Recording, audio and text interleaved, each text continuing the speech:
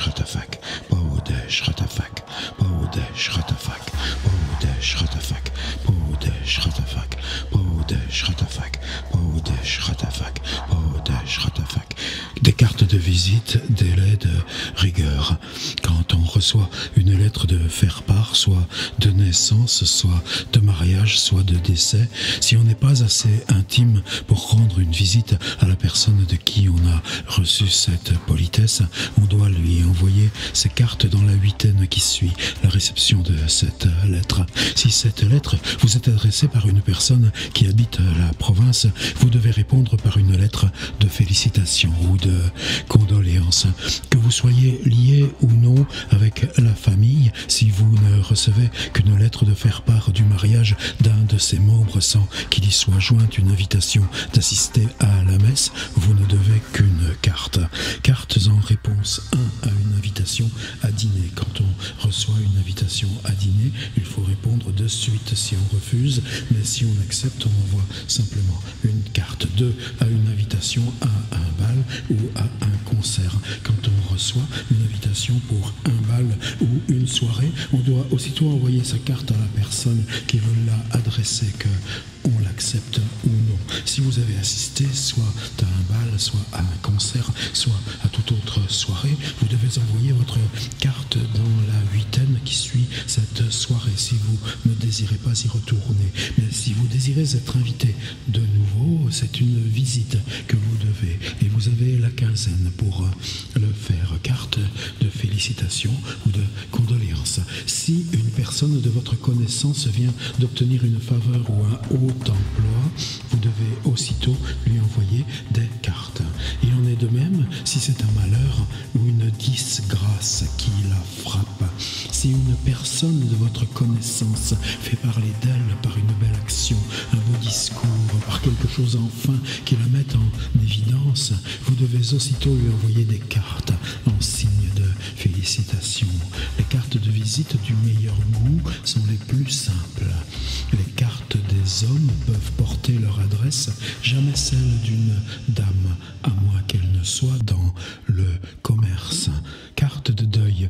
Les cartes bordées de noir sont les seules dont on puisse se servir quand on est en grand deuil. Carte du jour de l'an. C'est seulement à l'époque du jour de l'an que l'on peut envoyer les cartes par la poste, c'est-à-dire sous enveloppe.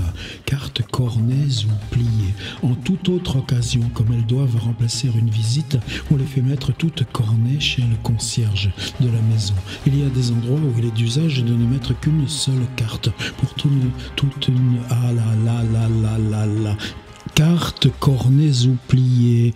En toute autre occasion, comme elles doivent remplacer une visite, on les fait mettre toutes cornées chez le concierge de la maison. Il y a des endroits où il est d'usage de ne mettre qu'une seule carte pour toute une famille, en cornant 2, 3 et même 4 fois la carte, si cette famille se compose de 2, 3 ou 4 membres.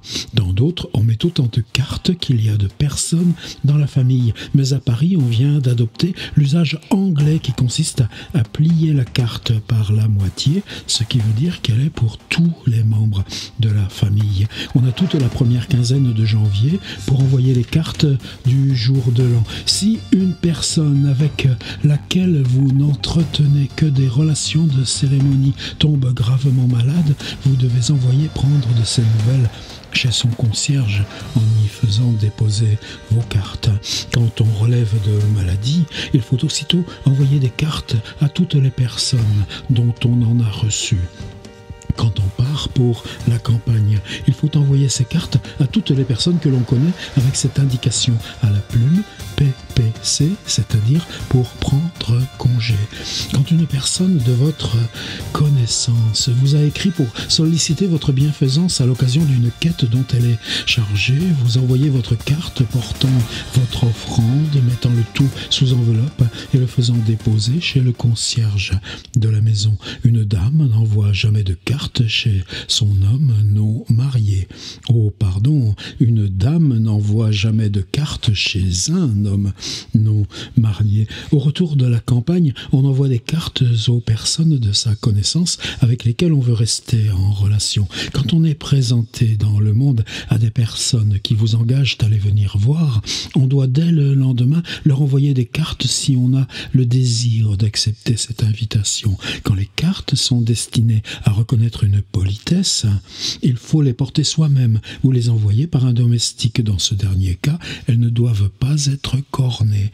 Des cartes cornées ne doivent jamais être mises chez une personne pendant les heures ou les jours où elle reste chez elle. Ce serait lui faire une impertinence. Une demoiselle, quel que soit son âge, n'est jamais tenue d'envoyer des cartes.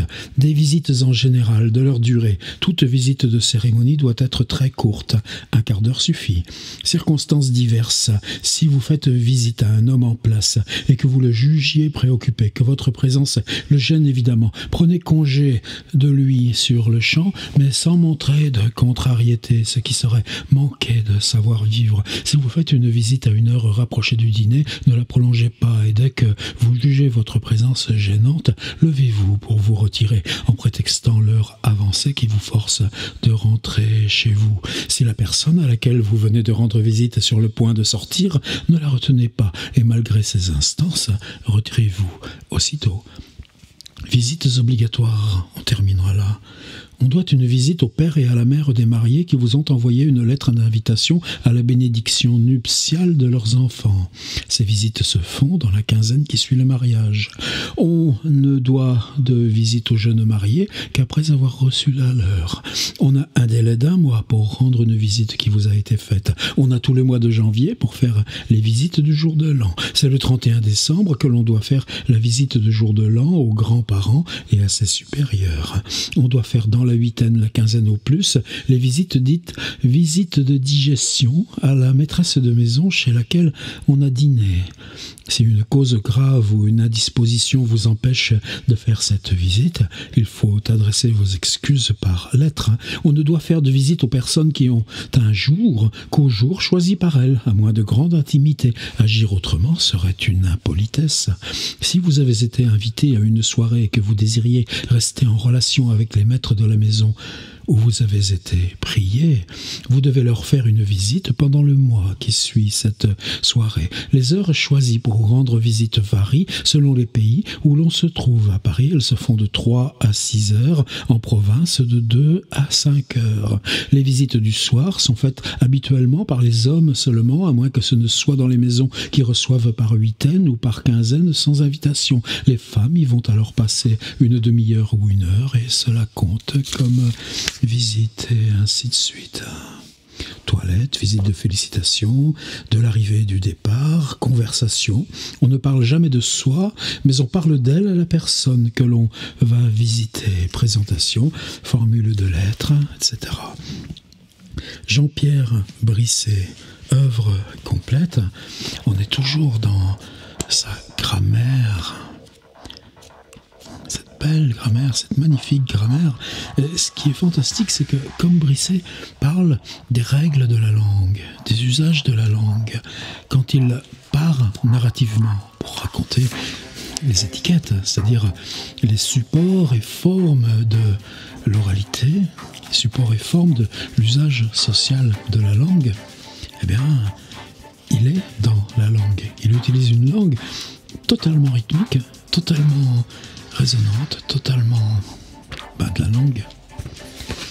Voilà, moi je continue pour l'instant avec Jean-Pierre Brisset. Là, comme ça, de temps en temps, petit moment, tout bref, sans préparation, et je corrige pas. Si je me plante, je le garde. J'ai toujours besoin d'une petite chanson là, pour lancer. Il faut que je me mette en rythme. C'est la musique de la langue. Je sais même plus ce que j'avais commencé. Ciao.